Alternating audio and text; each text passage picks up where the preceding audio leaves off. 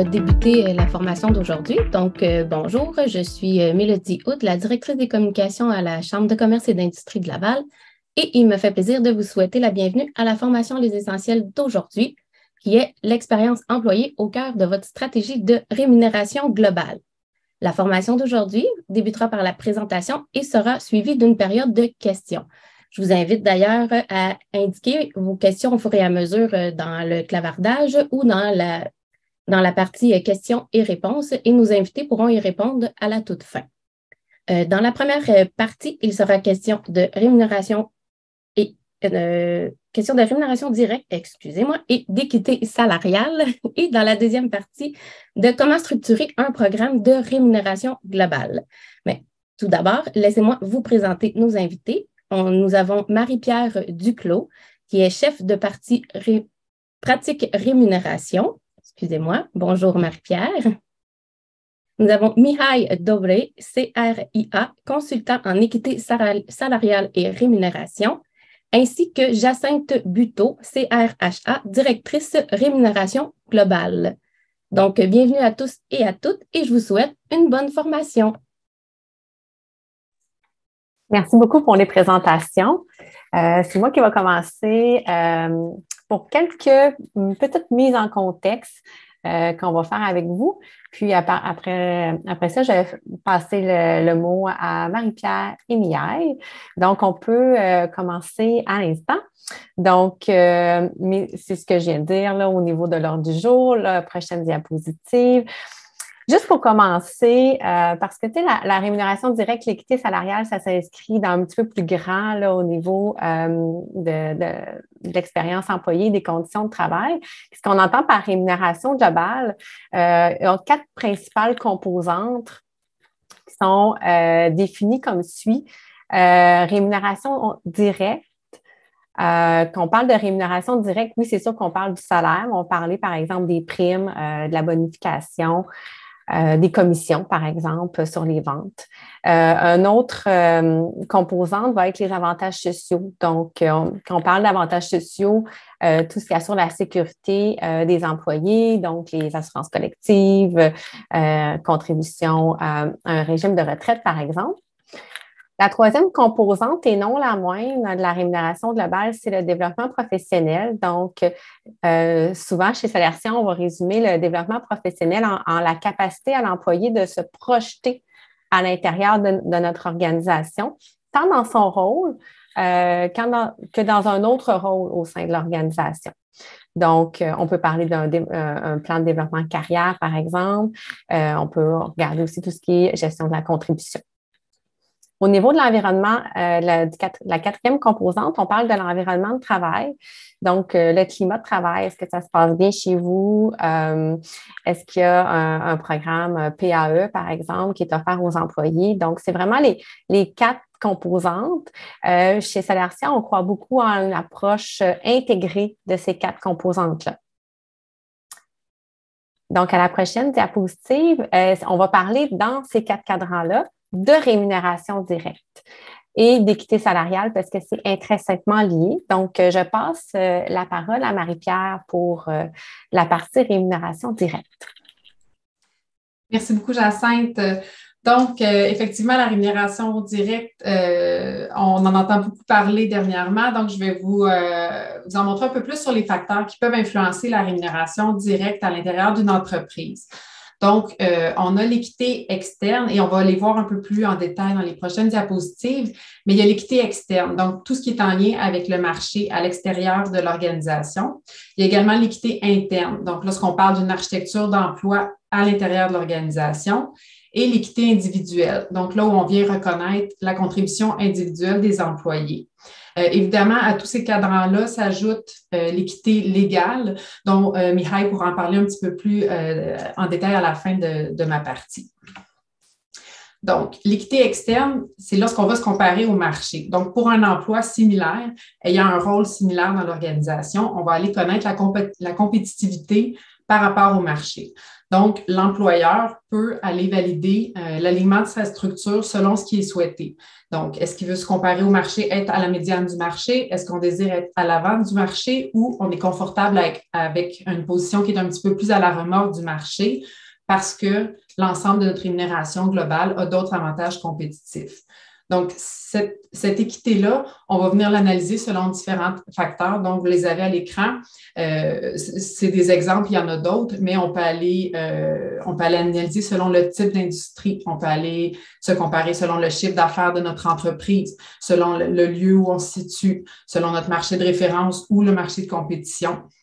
On peut aller également cibler certains postes clés et aller évaluer ces postes-là à l'externe. Donc, comment est-ce qu'on réussit à avoir une équité externe? C'est en faisant des enquêtes au marché, donc ce qu'on appelle les fameux benchmarks. On peut aller cibler, aller extraire les données salariales des autres entreprises selon les différents critères d'analyse qu'on a mentionnés. On peut également aller faire des enquêtes spécifiques. Donc, les enquêtes spécifiques vont nous permettre d'aller ratisser un peu plus large que le salaire uniquement.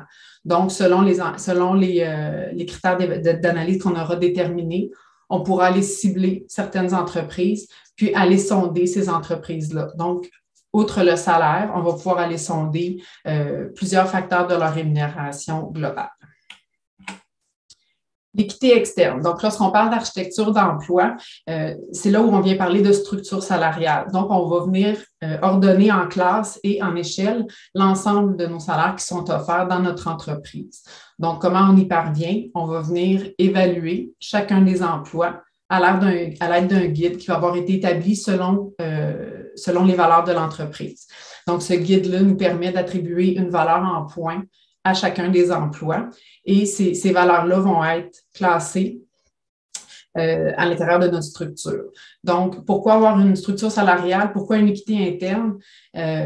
C'est pour nous permettre de prendre des bonnes décisions. Donc, quand vient le temps d'engager un employé ou de faire nos révisions salariales, ça nous permet de garder la structure puis de garder le cap. L'équité individuelle. Donc, c'est là où on va venir reconnaître la contribution individuelle de chacun des employés. Donc, on va venir positionner l'employé à l'intérieur de notre structure selon les critères que l'employeur va juger le plus adéquat.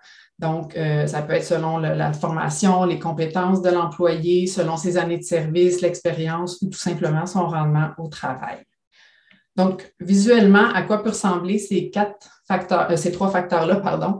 On a ici l'image d'une structure salariale. Donc, à gauche, vous avez l'équité interne. Donc, lorsqu'on parle de classe, c'est là où on va venir insérer chacun des emplois selon les valeurs en points qu'on va leur avoir attribuées. À droite, on a l'équité externe. Donc, c'est vraiment l'échelle salariale en dollars. Et notre échelle salariale va aller s'aligner selon le marché, selon la position, dans le fond, que l'employeur souhaite avoir au marché. Donc, on va avoir un point d'entrée, un point milieu et un point maximum. Les points rouges que vous voyez, c'est l'équité individuelle. Donc, c'est vraiment là où on va venir positionner nos individus selon la contribution individuelle et selon ce que l'employeur aura jugé opportun. Pour faire du pouce, là, les trois colonnes de couleurs, tantôt Jacinthe parlait d'emblée là, de l'expérience employée puis du cheminement de carrière. Bien, chez Solercia, on imbrique tout ça. Donc, quand on vient planter une structure salariale, on considère également le cheminement de carrière qu'un employé peut avoir. Donc, ce qu'on voit ici, c'est qu'un employé qui souhaite grandir dans l'organisation n'a pas nécessairement besoin d'aller dans un rôle de gestion. Il peut progresser dans sa carrière en demeurant un technicien. Il y a quand même du cheminement possible devant lui. Donc, comment est-ce que l'employeur peut contrer l'impact de l'inflation et de la pénurie de main-d'œuvre? C'est certain qu'aujourd'hui, la pression est forte au niveau du marché en raison de l'inflation, de la pénurie qu'on connaît. Par contre, ce qu'on propose, ce qu'on suggère fortement, c'est de rester le plus objectif possible quand vient le temps d'établir nos équités externes, internes, individuelles et salariales, on le verra.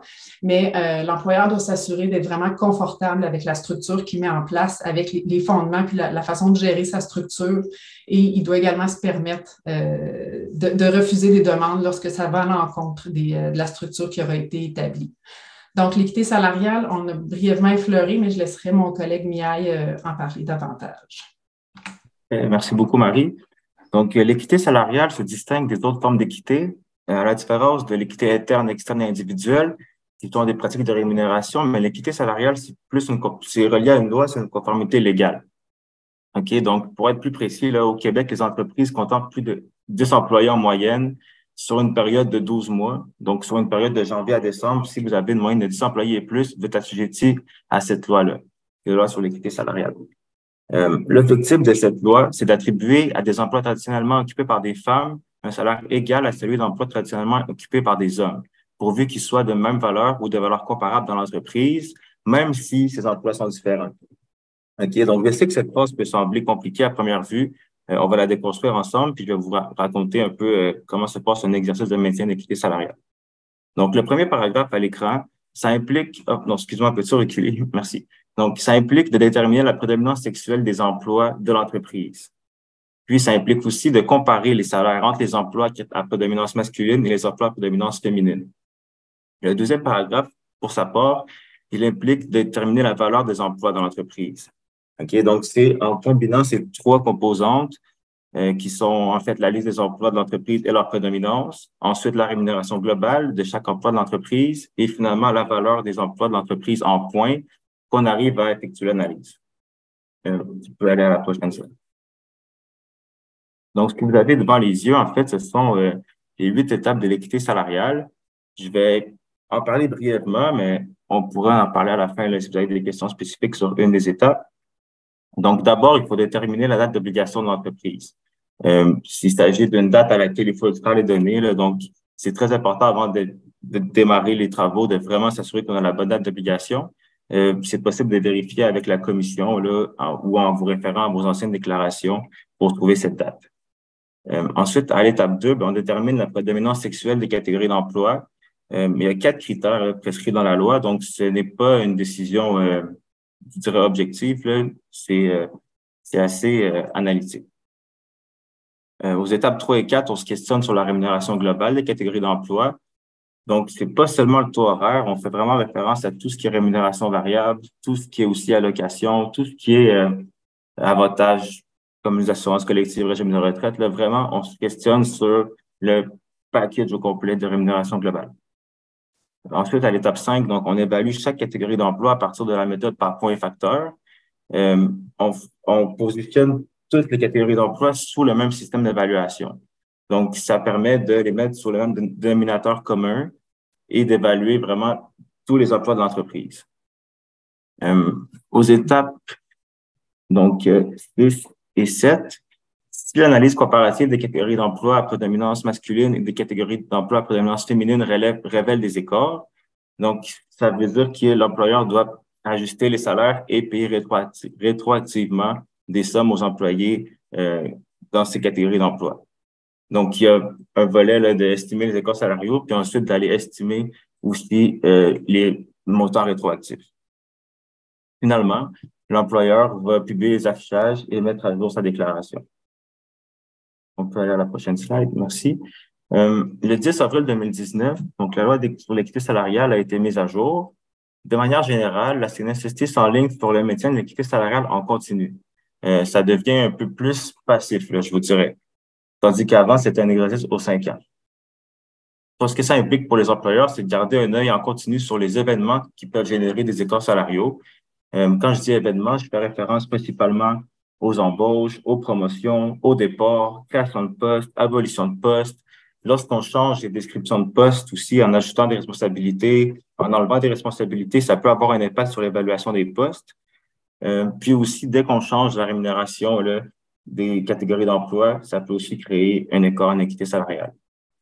Donc, si tu peux passer à la prochaine. Pour entrer un peu plus en détail là, sur les changements, donc le premier point à l'écran, au niveau des ajustements salariaux, maintenant, ils sont rétroactifs à la date d'apparition de l'écart salarial. C'est relié à un événement. C'est pour ça qu'il faut garder en continu un œil sur les événements qui peuvent créer des écarts salariaux. Ensuite, pour les affichages, donc les affichages, bon, c'est un peu technique, mais en gros, ils sont plus détaillés depuis 2019.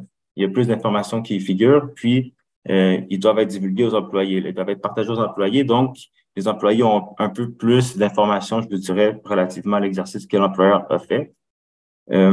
Dans la même ordre d'idée, l'employeur présente maintenant sa méthodologie dans un processus de participation lorsque ses employés sont syndiqués. Je ne peux pas trop entrer dans les détails, mais un processus de participation, c'est à peu près c'est une rencontre d'à peu près 1 heure là, dans laquelle on passe à travers la méthodologie, mais ça ne contraint pas l'employeur à divulguer des salaires ou des pointages. Donc, il n'y a pas d'informations confidentielles qui sont divulguées dans un processus de participation. C'est vraiment une méthode là, d'être transparent avec les employés. Par exemple, le comité d'équité salariale, à la différence du processus, le comité implique d'évaluer les postes avec les employés. Donc, ils auraient accès au salaire puis au pointage dans le cadre d'un comité, mais pas dans le cadre d'un processus de participation. Le 4e point, donc, l'exercice se fait 1 fois aux 5 ans, mais l'analyse des événements doit être faite en continu. Puis, finalement, la commission peut auditer un exercice d'équité salariale jusqu'à 6 ans en arrière. Merci. Donc, maintenant, les conséquences. Donc, à défaut de se conformer à la loi et de collaborer avec la commission, il peut y avoir des conséquences réputationnelles et financières pour l'entreprise. D'abord, en cas d'ajustement salarial rétroactif, le taux d'intérêt sera plus élevé. De mémoire, pas de mémoire, j'en suis certain, en fait, c'est 5% le taux d'intérêt normalement. Mais si on ne collabore pas, par exemple, si on ne répond pas aux lettres de la CNSST, puis que ça va dans un processus pénal, ben, ce taux-là peut être plus grand que 5%. Ensuite, on perd le droit à l'étalement des versements des ajustements salariaux. Les décisions et les verdicts de la Cour sont publiés sur le site de la CNSST. Ils sont publics. Donc, ça entraîne une mauvaise réputation auprès de la CNSST et des potentiels employés, des potentiels candidats. Puis, comme vous voyez dans le rectangle en bas, là, et dans toutes les communications de la CNSST, c'est écrit. Donc, les poursuites pénales peuvent être intentées contre l'employeur, puis les amendes varient entre 1 000 et 45 000 $ selon la taille de l'entreprise. Donc, voilà. Donc, pour finir, je vous recommande de garder un œil sur tous les événements qui peuvent impacter l'équité salariale de votre entreprise, de tenir à jour la déclaration de l'employeur sur l'équité salariale, puis de ne jamais ignorer les lettres et courriels de la commission. OK, si jamais vous n'êtes pas sûr quoi faire avec cette lettre ou ce courriel que vous recevez, vous pouvez nous l'adresser, puis ça nous fera plaisir de vous aider. Pour finir, donc l'équité salariale, c'est une obligation légale, mais c'est aussi une belle opportunité pour l'employeur de prendre du recul et d'analyser son programme de rémunération globale. Merci beaucoup. Très intéressant. L'équité, on voit, c'est un petit peu plus l'aspect légal, mais ce qu'on appelle, nous, c'est une fondation. Au niveau de la rémunération globale, on a l'équité salariale, on a la rémunération, comme Marie-Pierre l'a exposé. Puis après ça, on a les autres composantes qui rentrent en ligne de compte. Donc, on va commencer pour prendre on est dans la deuxième partie qui est un petit peu plus longue que la première. On va parler davantage de la rémunération dans son ensemble, mais on va quand même parler de rémunération directe aussi un petit peu. Donc, vous le savez, hein, vous êtes dans des organisations, Marie-Pierre en a parlé au niveau de l'inflation qui est là, qui est présente. À un moment donné, il y a une limite à l'augmentation qu'on peut faire de nos salaires, de notre masse salariale. Il y a d'autres façons que d'augmenter les salaires pour se distinguer. On peut utiliser aussi des mesures qui sont non pécuniaires, par exemple, pour revoir les programmes en place, pour donner de la valeur, en fait, à certaines composantes qui ne sont pas nécessairement avec des coûts récurrents et fixes. Vous savez, hein, quand on augmente les salaires, tous les autres coûts là, vont venir être augmentés. On parle de la cotisation, par exemple, en régime de retraite qui va être en pourcentage du salaire, les coûts au niveau de l'assurance, etc.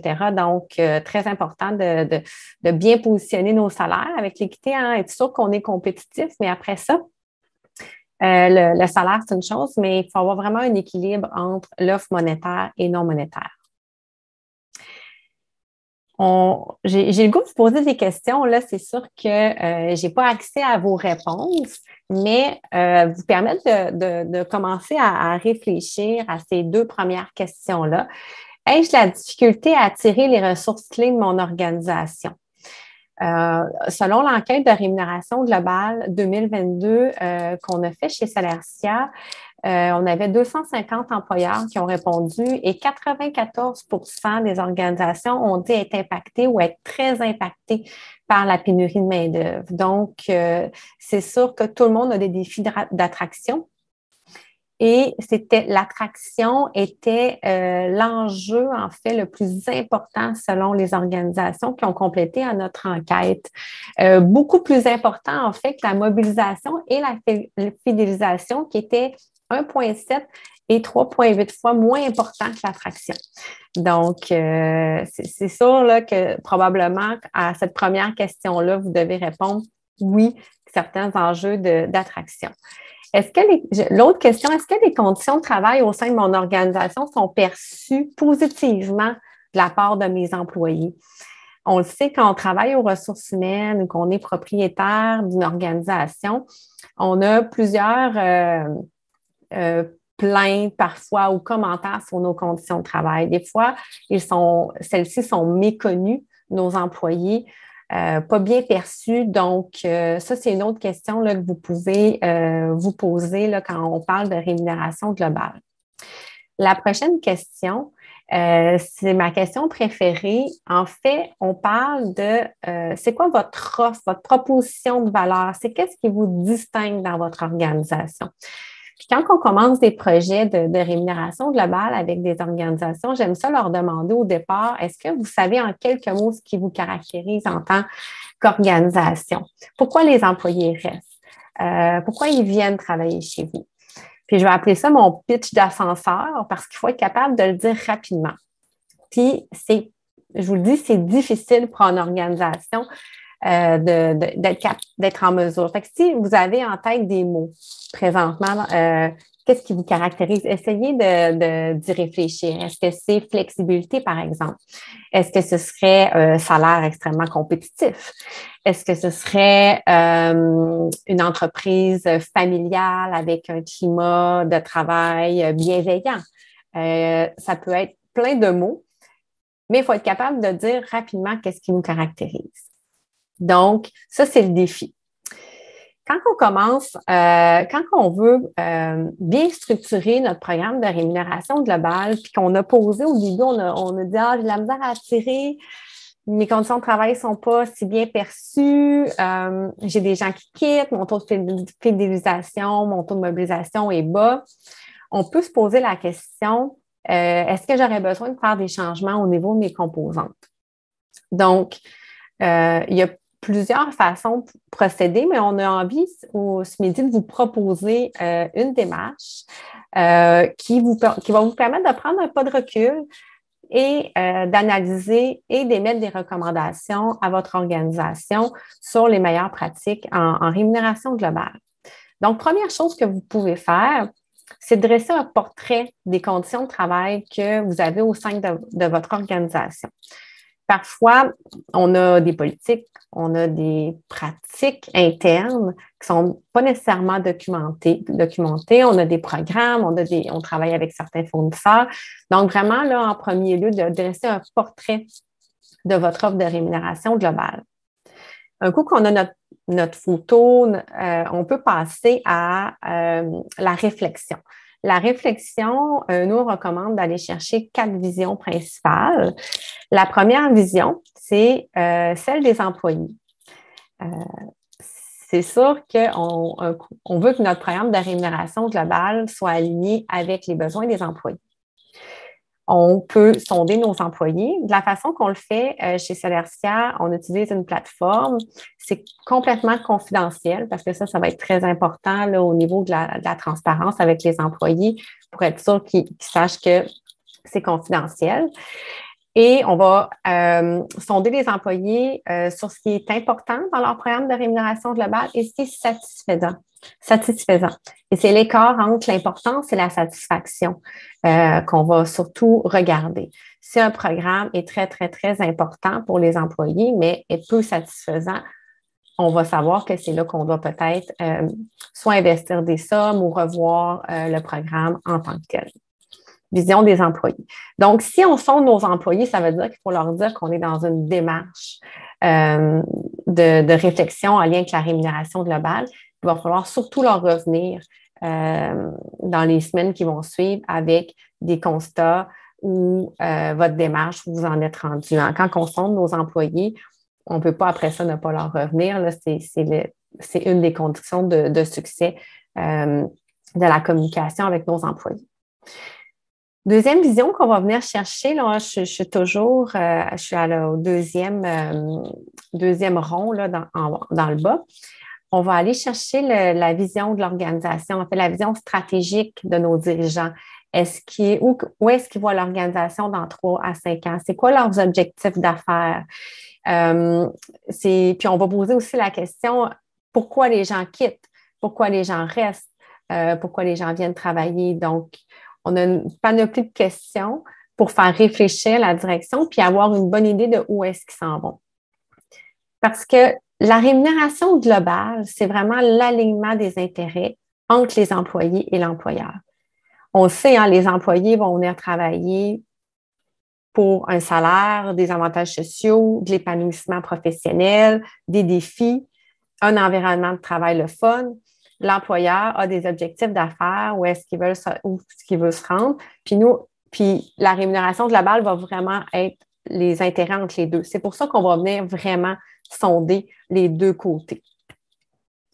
Par la suite, là, on a eu la perception des employés, on a les objectifs d'affaires. Comme Marie-Pierre l'a dit, ça nous prend des données de salaire ou même d'avantages sociaux objectives, quantitatives, qui vont nous provenir de notre marché de référence. On veut connaître ce qui se passe dans notre marché. On ne veut pas le copier, mais on veut savoir qu'est-ce qui se passe dans notre marché pour donner un intrant pour savoir, nous, on se positionne où. Certaines organisations vont dire, nous, notre priorité, c'est le travail, le travail vie personnelle, l'équilibre. On va payer un petit peu moins que le marché parce qu'on sait qu'on offre 32 heures semaine, par exemple. Ou on va payer plus au niveau des salaires parce que c'est notre marché de référence. Donc, le marché externe est très, très important. Puis, on va obtenir la vision des gestionnaires par soit le sondage des employés parce qu'ils sont des employés, puis vous allez voir les gestionnaires, hein, ceux-là qui se retrouvent entre la direction ou les propriétaires d'entreprise et les employés. C'est souvent ceux-là qui ressentent le plus de pression. Donc, quand on va avoir le sondage aux employés ou l'atelier de réflexion dirigée, on va avoir leur pouls aussi. C'est un pouls qui est très, très important parce que c'est eux qui mobilisent nos employés. Par la suite, un coup qu'on a notre portrait, on va émettre les recommandations. Ça nous prend un plan. En fait, en ressources humaines ou dans une organisation, c'est super important d'avoir une vision. Hein. On ne peut pas là, être mois après mois, donc il faut se dresser un plan sur 2-3 ans qu'on va être agile, hein, qu'on va faire évoluer. Mais c'est important d'avoir des recommandations à court terme, à moyen terme, à long terme, parce qu'on fait souvent les choses par étapes. Hein. Souvent, on va dire on va prendre une bouchée à la fois, mais c'est une très bonne expression dans le cas de la rémunération globale, parce que parfois, il y a de l'investissement, il y a des changements de pratique, il y a de la communication aux employés, donc on va y aller dans un plan qui va être sur plusieurs 1 à 3 ans, là, idéalement, pour se donner une vision à moyen terme. Ça, c'est pour l'approche de réflexion. Par la suite, on va avoir une approche d'exécution. En fait, un coup qu'on a identifié l'ensemble de nos priorités, on va venir les prioriser. Elles ne sont pas tous importantes au même niveau, ils ne demandent pas le même investissement. On va s'adapter, on va communiquer, puis on va recommuniquer et recommuniquer. Vous savez, le nerf de la guerre, c'est la communication. Donc, on va s'assurer qu'on communique bien nos programmes.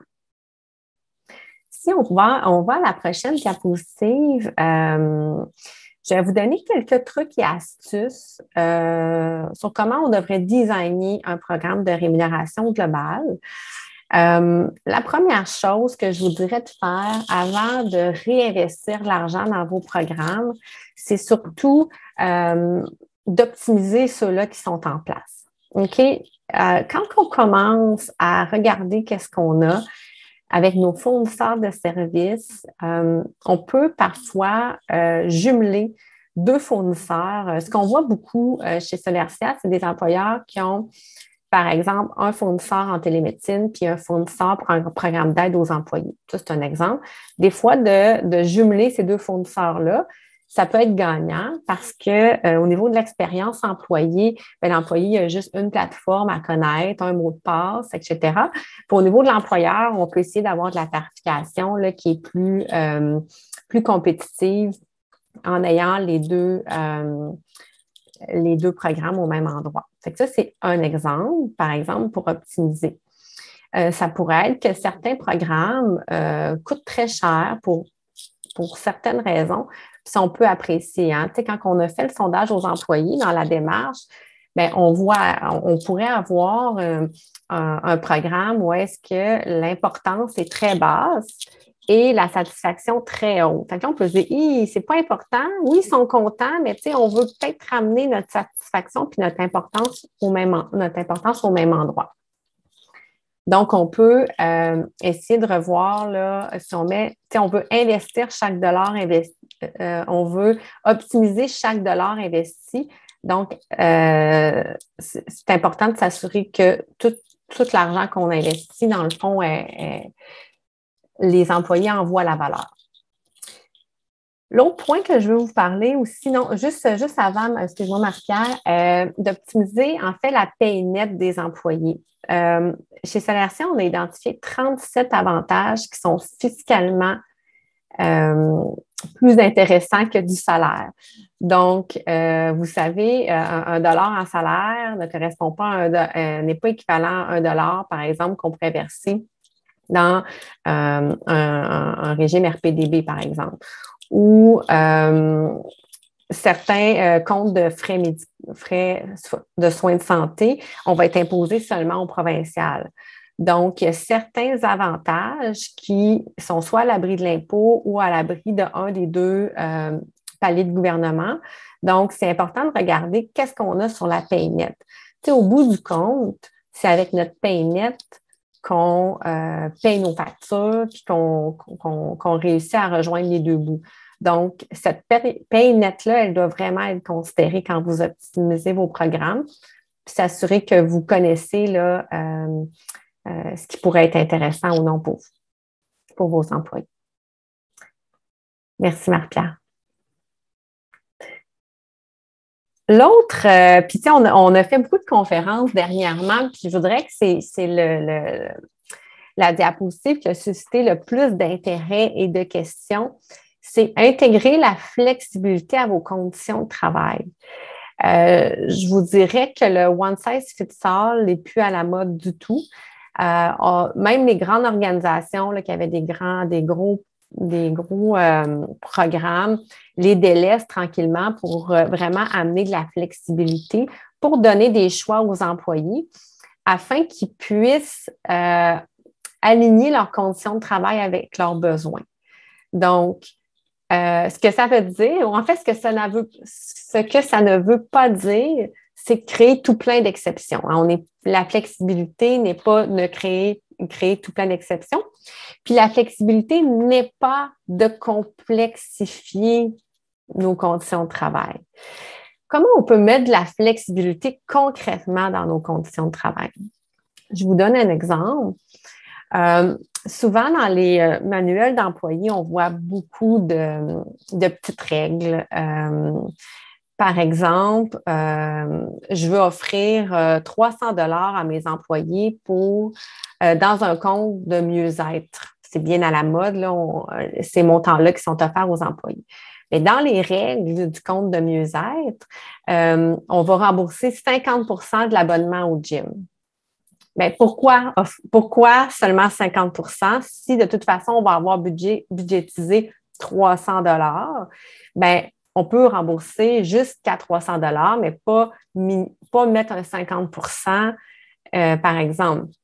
Ou dire, ben moi, je vais rembourser le sport d'équipe, mais des espadrilles de course, ce serait non, par exemple. Donc, essayez d'enlever ces règles-là pour que chaque employé puisse trouver son compte dans les programmes. Je comprends que quand on a mis des règles par le passé, c'était souvent pour c'était pas pour restreindre, mais s'assurer que les employés vont réclamer pour les bonnes choses. Mais des fois, ça devient trop compliqué, puis les employés vont juste pas utiliser les montants qui sont alloués par complexité. Donc, essayez, tu sais, au niveau de la flexibilité, je vais juste vous donner des chiffres, OK? 28 je suis toujours dans mon enquête de rémunération là, globale qu'on a fait chez Sonertia auprès de 250 employeurs. 28 de ces employeurs-là avaient un régime d'assurance avec des modules. Donc, où est-ce qu'ils donnaient certains choix aux employés. Fait que ça, c'est intéressant. Puis on voit, là, le 10 ans, on n'aurait pas dit ça là, dans la plus petite organisation qui a autant de régimes modulaires. C'est vraiment parce que c'est en progression. Puis on voit aussi les CELI, par exemple, voir le jour dans les organisations de plus petite taille. Pourquoi le CELI? Parce que ça permet pas juste épargner pour la retraite, mais pouvoir épargner pour des projets qui sont importants pour les employés. C'est plus une épargne court terme, mais on en voit de plus en plus là, dans les organisations. Là, on était à 18 des organisations l'an passé, donc on voit vraiment là, que le CELI gagne en popularité. Donc, ça, c'était pour la flexibilité. Parfait. Valoriser le développement professionnel. Vraiment, le développement professionnel, je redis une statistique, les gens aiment bien ça, là, mais au niveau de l'enquête de rémunération, le développement était l'élément important pour les travailleurs. En fait, on a sondé 3000 travailleurs l'an passé également et c'était vraiment là, l'élément de fidélisation au Québec pour les travailleurs sondés. Donc, faites-en une priorité. Assurez-vous que chaque employé peut se projeter au sein de votre organisation parce que présentement, avec la guerre des talents, une autre organisation va le faire pour vous. Donc, ça peut être de toutes sortes de façons, même à petite échelle. On n'a pas besoin d'être une grande organisation pour avoir une discussion sur la carrière de l'employé, autant dans son rôle, comme je disais, que dans l'organisation. Donc, vraiment, puis ce qui était majeur dans notre enquête, c'est qu'au niveau du développement professionnel, c'était une priorité des travailleurs, mais c'est là où on a vu les pratiques en place les moins présentes, en fait. Donc, on voit là, vraiment qu'il y a une disproportion. Puis comme Marie-Pierre le disait, au niveau, ce qui va avoir le plus d'impact, c'est quand on va être capable d'avoir un lien fort entre notre structure salariale, notre rémunération et le développement professionnel. Donc, quand les pratiques RH vont se combiner, qu'on va faire vraiment du sens au sein de notre organisation. Donc, c'est un défi. Au Québec, c'est une grande tendance qui s'en vient, mais certaines organisations le font, puis ça fait vraiment une belle différence. La prochaine diapositive, au niveau de la communication, là, on est plus dans la phase d'exécution. Un coup qu'on a revu nos pratiques, on a mis de la flexibilité, on a optimisé nos programmes, on a mis l'emphase sur le développement professionnel. On n'oublie pas que nos salaires aussi, hein, avec ce que Marie-Pierre et Mihai ont dit, nos salaires ils respectent la loi de l'équité salariale, on est compétitif au marché, hein, c'est la base, c'est notre fondation. Mais il faut communiquer à nos employés. Combien d'employés, malheureusement, ne connaissent pas ce qui est offert au sein de notre organisation? Il y a plusieurs moyens de communiquer. Là, je vous en présente un, mais il y en a plein d'autres. Le relevé de rémunération globale. Donc, c'est une page, pas compliquée, c'est simple, ça dit les messages clés. On peut l'utiliser pour communiquer une augmentation de salaire. Fait qu'au lieu de faire plein de lettres là, qu'on remet à nos employés pour leur dire que leur salaire va augmenter de 2 ou 3 on peut leur faire un relevé qui va parler de l'ensemble des conditions de travail. Donc, ici, sur notre exemple, vous voyez, là, c'est un exemple. Là, on a mis 2002-2023 parce qu'on peut 2022-2023 parce qu'on peut faire un avant-après. On peut faire seulement un portrait aussi de ce qui est offert. On va mettre tout ce qui est en fait monétaire. puis quantifiable. Il faut faire attention à ce qu'on met, mais on peut avoir une réflexion là, à savoir qu'est-ce qu'on va mettre dans les informations.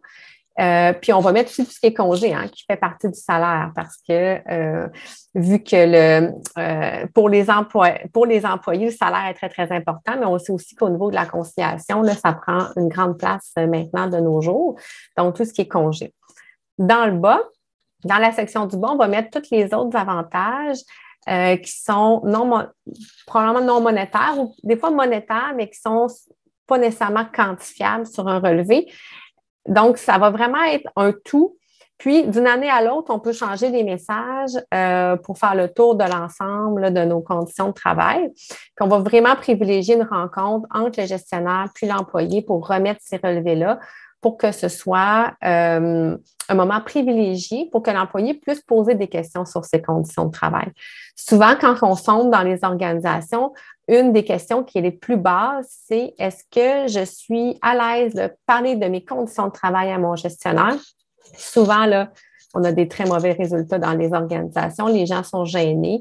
Fait qu'à place de parler de leur insatisfaction, ils vont aller ailleurs chercher ce qu'ils veulent. Fait qu'on veut cette discussion-là pour éviter là, les insatisfactions, puis des fois, pouvoir reparler des programmes qui sont en place.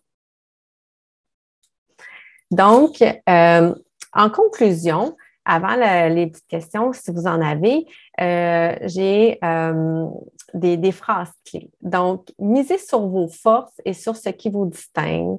Donc, on pourrait dire, arrêtez de dire ce que vous n'avez pas, mais dites ce que vous avez.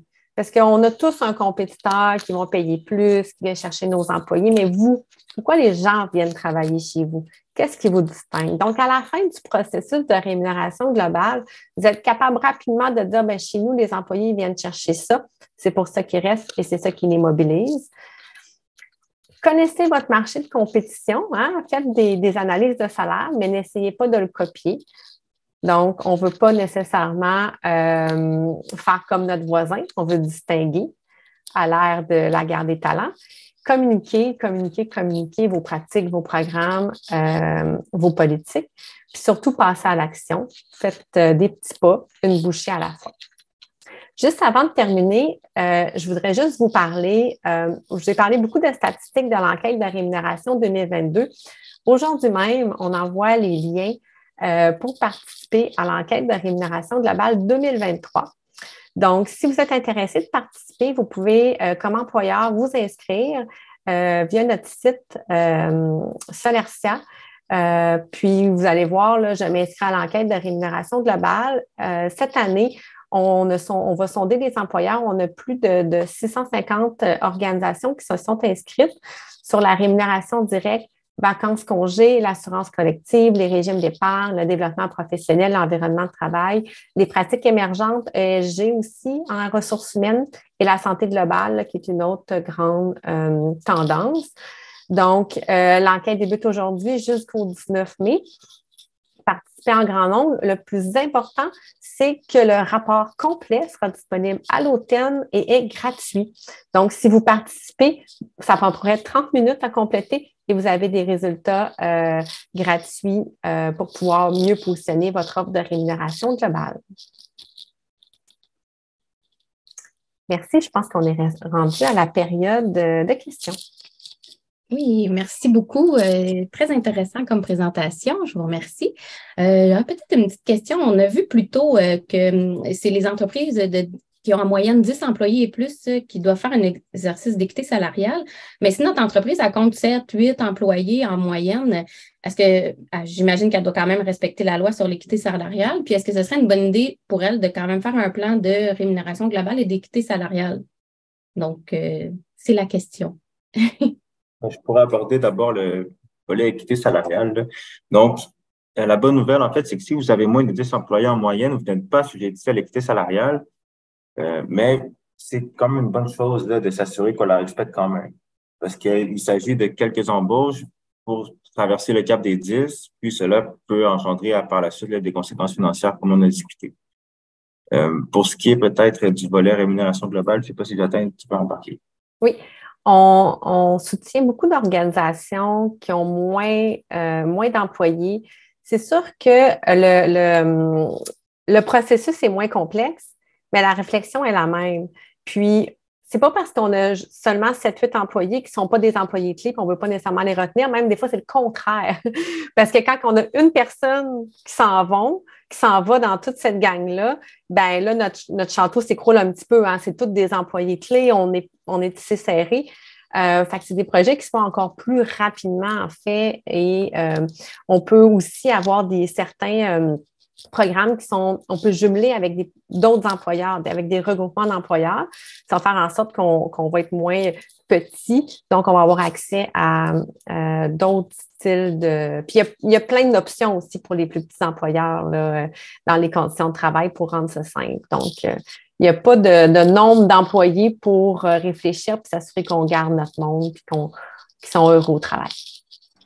Bon. Je peux ajouter aussi volet rémunération, malgré la petite taille de l'entreprise, c'est important de se doter d'une structure parce qu'on le sait, de nos jours, les gens communiquent énormément. Donc, tout se dit sur 7 employés. S'il y a une inéquité interne, ça va se savoir rapidement. Ça peut créer beaucoup de conflits à l'interne. Donc, peu importe la taille de l'entreprise, tous les volets qu'on a abordés là, sont extrêmement importants. Mais parfait, merci beaucoup. En fait, je vous posais la question parce que vous savez, à la Chambre, il y a beaucoup de nos membres qui sont des petites et moyennes entreprises, donc d'où le fondement de ma question de maintenant. Je regarde, je ne vois pas d'autres questions, mais est-ce que vous auriez quelque chose que vous aimeriez ajouter, un mot de la fin, quelque chose que vous trouvez important peut-être à rappeler là, à nos auditeurs aujourd'hui? Je peux peut-être y aller. Effectivement, puis ça c'est important. Souvent, on va entendre des organisations, mais moi, je ne suis pas une grande entreprise parce que Solarcia, on soutient la petite moyenne entreprise, là, donc entre 5 employés, 2 employés jusqu'à peu près 1500 employés. C'est 12 000 organisations au Québec qui sont dans ce créneau-là, donc il y a beaucoup d'organisations. Puis souvent, les employeurs se disent « Ouais, mais moi, on est petit, on n'a pas nécessairement tous ces moyens-là. » Puis je pense qu'on peut être créatif. Puis même, surtout dans le développement professionnel, ce qu'on entend, c'est je suis limitée dans les postes que je peux donner à mes ressources, comment je peux les projeter à l'intérieur de mon organisation. Puis souvent, ça va passer par les projets, par exemple, qu'on va leur offrir. Est-ce que ça pourrait être également, oui, dans leur rôle, mais on fait aussi de l'accompagnement au niveau des ressources clés. On fait de l'accompagnement pour les entreprises au niveau des régimes d'intéressement à long terme. Donc, comment on peut les intéresser à continuer en leur donnant une petite partie comme associés ou une valeur, une plus-value de l'organisation. Donc, il y a une façon aussi de les retenir par des conditions de travail différentes. Puis, tu sais, encore, misez sur ce qui vous distingue, puis pourquoi les gens restent chez vous. Puis, on n'est jamais trop petit pour avoir des idées créatives. Puis des fois, c'est encore mieux, on est plus agile. Tu sais, les grandes organisations, 500 employés et plus, le bateau, tu sais, le paquebot, il ne vire pas vite. Mais quand on est plus petit, on est plus agile, puis on peut mettre en place des affaires pas mal le fun pour nos employés. Dans le fond, ça nous permet aussi de développer notre marque employeur puis de démontrer l'intérêt de venir travailler chez nous, en fait. Là. Donc, exactement. Pas juste une question d'argent, là. Exactement, parce que le salaire, vous savez, ça ne fidélise pas. C'est pas ça, c'est pas la raison pourquoi. Oui, c'est important, c'est ce qui est le plus important pour les employés, mais ça ne fidélise pas. Donc, il faut regarder tout autour pourquoi les employés restent. Puis ça va surtout être, selon notre sondage, pour le développement professionnel puis le climat de travail. C'est sûr que ce qui est ressorti, c'est que les gestionnaires, le patron, va être un des éléments les plus importants pour la fidélisation. Fait qu'est-ce que je m'entends bien avec mon patron, mais va être aussi un des plus grands détracteurs. Donc, si je ne m'entends pas bien avec mon patron, je vais quitter. Donc, c'est super important, comme je disais tout à l'heure, de sonder nos gestionnaires. Donc, ça se fait que nos gestionnaires, ils sont mobilisants, puis qu'on leur donne le soutien nécessaire pour être capable de bien faire leur travail aussi dans le day-to-day. Donc, c'est ça. Mais c'est sûr, l'expérience employée, C'est ce qui nous définit, puis c'est pourquoi les gens ils restent chez nous. Fait aucune taille d'organisation n'y échappe. Merci beaucoup. Marie-Pierre Duclos, Miaille Dobré, est-ce que vous avez un mot de la fin que vous voulez ajouter également? Je pense que Jacinthe a bien couvert. Là, excuse-moi, Miaille. Non, mais c'est bon. Je suis très d'accord avec Jacinthe. J'ajouterais peut-être là, sur ce qu'elle a dit sur la communication. Écoutez, on n'a pas mettre tous les efforts, tout l'investissement possible dans un programme de rémunération. Si on ne communique pas bien aux employés puis qu'ils n'en perçoivent pas la valeur ajoutée, c'est de l'argent perdu. Fait qu'il faut vraiment prendre le temps de communiquer avec eux, s'assurer qu'ils comprennent bien, prendre le temps là, qu'ils évaluent bien à la juste valeur le programme qu'on leur offre. Merci beaucoup. Merci beaucoup à vous trois. C'est une présentation très intéressante. Donc, c'était Marie-Pierre Duclos, Miaille Dobré et Jacinthe Buteau. Je vous remercie et je vous souhaite une excellente fin de journée et merci à tous nos téléspectateurs. Bonne journée. Merci beaucoup. Merci beaucoup pour l'invitation.